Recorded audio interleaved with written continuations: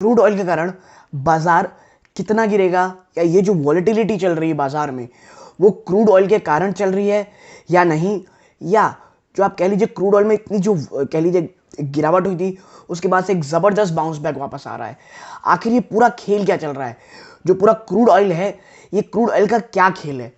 इस सवाल के ऊपर आज मैं आपको एक जवाब देने की कोशिश करूंगा। वीडियो को अंत तक देखिएगा। मुझे लगता है क्रूड ऑयल के ऊपर आपकी बहुत सारे मिसकंसेप्शन, आपके बहुत, मैं कहूँगा काफ़ी नॉलेजेबल ये वीडियो होगा दोस्तों। लेकिन आगे बढ़ाने से पहले सब्सक्राइब का बटन ज़रूर दबा दीजिएगा, ताकि ऐसे ही आपको एक ले लिए नॉलेजफुल, रिसर्चफुल, स्टॉक स्पेसिफिक न्यूज़ आपके नोटिफिकेशन बार पे आपको मिलती रहे। सब्सक्राइब कर दें। वीडियो को अच्छा लगे तो लाइक ज़रूर किया कीजिए। अब बात करूंगा मैं आपको कि क्रूड ऑयल के ऊपर क्या चल रहा है। नमस्कार दोस्तों, मेरा नाम है अमिताभ मिश्रा और आज बात करने वाला हूं मैं क्रूड ऑयल के ऊपर।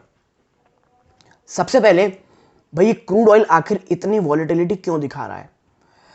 तो आपको एक चीज समझनी होगी, क्रूड ऑयल के दाम मुझे बिल्कुल नहीं लगता जल्द से जल्द $100 प्रति बैरल या $90 प्रति बैरल नीचे जाएंगे। इसके बहुत सारे कारण हैं। कईयों को लग रहा है ये सिर्फ रशिया यूक्रेन वॉर कर रही है, या कह लीजिए जो यूएस ने इतने सैंक्शंस लगा दिए रशिया के ऊपर, इस कारण हो रहा है। दोस्तों, इसकी स्टोरी बहुत पहले से चल रही थी और बहुत पहले से बन रही थी। आप समझिए, दुनिया के जो टॉप ऑयल एक्सपोर्टर हैं आपने उनमें बैन लगा रखा है, चाहे वो ईरान हो, चाहे वो वेनेजुएला हो, और अब हो गया रशिया हो गया दोस्तों। और रशिया में कह लीजिए आप क्रूड ऑयल भी है और ज़्यादा नेचुरल गैस है। अब आपका ये कहना था भाई, आपने यूएस में भी जो क्रूड ऑयल आप एक्सपोर्ट करते थे आपने वो बंद कर दी। यूएस दोस्तों ट्रम्प के समय में फ्रैकिंग टेक्नोलॉजी से ऑयल को कह लीजिए आप प्रोड्यूस करते थे और एक्सपोर्ट करते थे। भारत भी उस समय कह लीजिए आप ऑयल वहाँ से खरीदता था। फिर आते हैं हमारे बाइडन साहब, वो कहे भाई ये एनवायरनमेंट के लिए ख़राब है, और जो वो की है वो थोड़ा ख़राब है एनवायरनमेंट के लिए, एकदम सही बात है। उन्होंने एकदम से ऑयल एक्सपोर्ट करना बंद कर दिया। ठीक है, असर कहाँ हुआ? वैश्विक बाजारों में। फ़ायदा किसे हो रहा है? सऊदी अरेबिया को। फिर क्या होता है? फिर रशिया यूक्रेन की वॉर होती है। आप देखिए ईरान की जो न्यूक्लियर डील है वो भी नहीं हो पाती है, क्योंकि कईयों को ये मानना था, जो एक सडन डाउनफॉल आया था, कि भाई रशिया और यूक्रेन वॉर के बाद जो एक प्रेशर बनेगा क्रूड ऑयल में, जो उनका गैप है, जो वैक्यूम है, वो शायद रशिया जो एक्सपोर्ट करता था उसके क्रूड ऑयल का वैक्यूम, नेचुरल गैस का वैक्यूम कौन भर लेगा? ईरान भर लेगा। लेकिन ऐसा नहीं होता है। रशिया की तरफ से तुरंत वार्निंग आ जाती है। इजराइल भी वहाँ चुप नहीं बैठेगा दोस्तों, कि अगर आपको लगता है आप न्यूक्लियर वॉर कर, आप न्यूक्लियर डील आसानी से कर लेंगे और इजराइल ये होते रहे देखता रहेगा, मुझे ऐसा नहीं लगता है।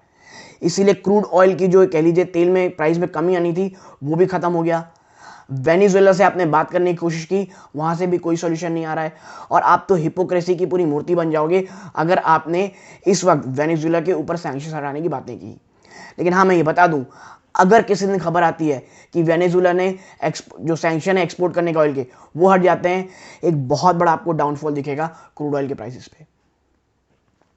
फिर लेकिन अभी ऐसा कुछ हो नहीं रहा है, इसीलिए क्रूड ऑयल ऊपर में पूरा मजबूती से बना हुआ है दोस्तों।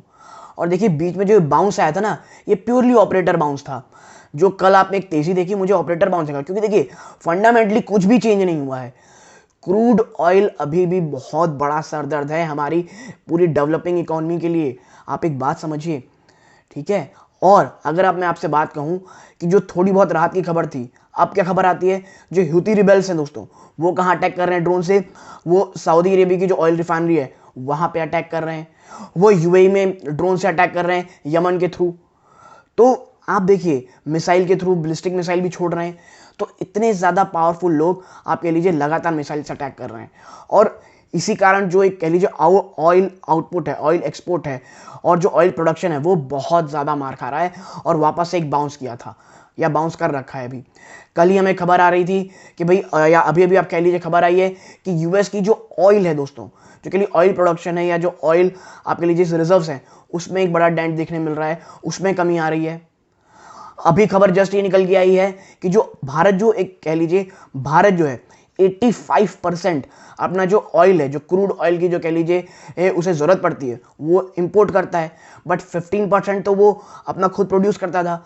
लेकिन उसमें भी ऑयल प्रोडक्शन में कमी दिखाई दी है। तो ये तमाम चीज़ें सिर्फ एक जगह प्रेशर कर रही हैं, वो है क्रूड ऑयल। ठीक है दोस्तों, और ये क्रूड ऑयल बाजार में अभी दबाव बना के रखेगा।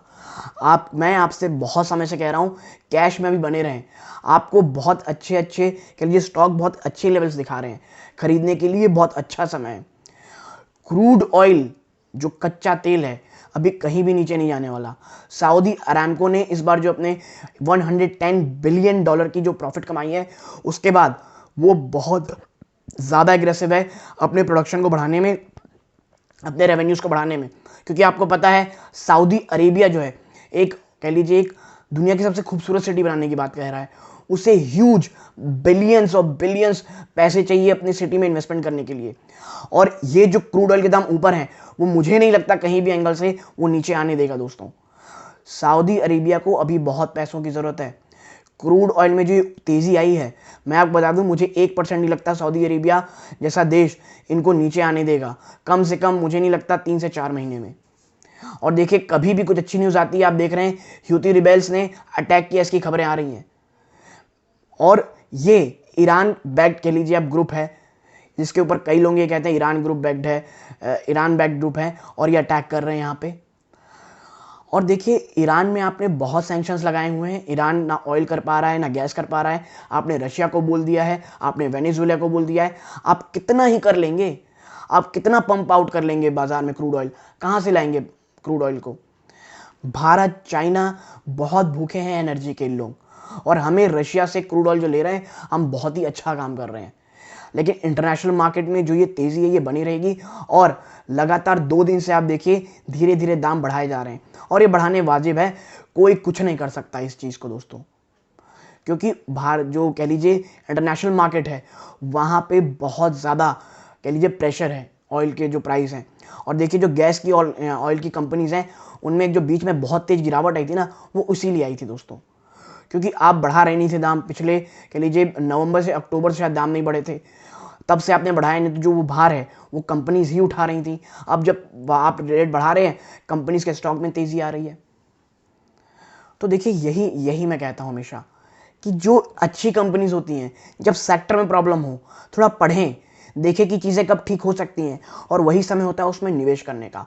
क्रूड ऑयल में कमज़ोरी मुझे नहीं दिखता, आने वाले नियर टर्म में कुछ हो सकती है। हाँ, अगर आप कह लीजिए ईरान से कुछ अच्छी खबर आ जाए, वेनेजुएला से आ जाए, या रशिया से एक अच्छी खबर आ जाए कि भाई रशिया क्रूड ऑयल एक्सपोर्ट कर सकता है, कुछ भी रीज़न हो, चाहे कोई पीस ट्रीटी हो, कुछ भी हो, वरना उसके बजाय कोई भी नॉर्मल केस सिनारियो में या थोड़ा बहुत पॉजिटिव में भी मुझे नहीं लगता क्रूड ऑयल गिरेगा। हाँ, बीच बीच में आपको थोड़ा बहुत निचले स्तर छूते रहेगा, लेकिन वापस से एक बाउंस ये कर सकता है।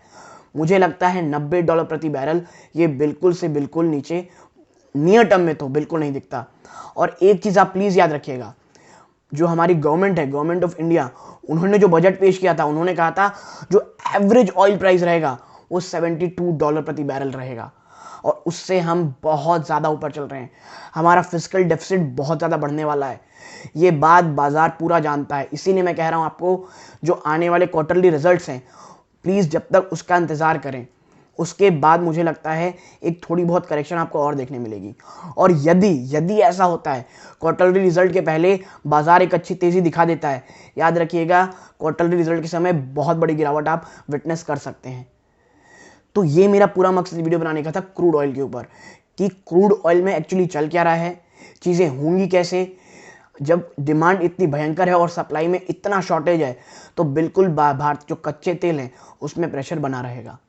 तो यदि आपको पूरा एनालिसिस पसंद आया हो प्लीज़ वीडियो को लाइक कीजिए, चैनल पहली बार आए चैनल सब्सक्राइब कीजिएगा। यहाँ तक जुड़े रहने के धन्यवाद। जय हिंद।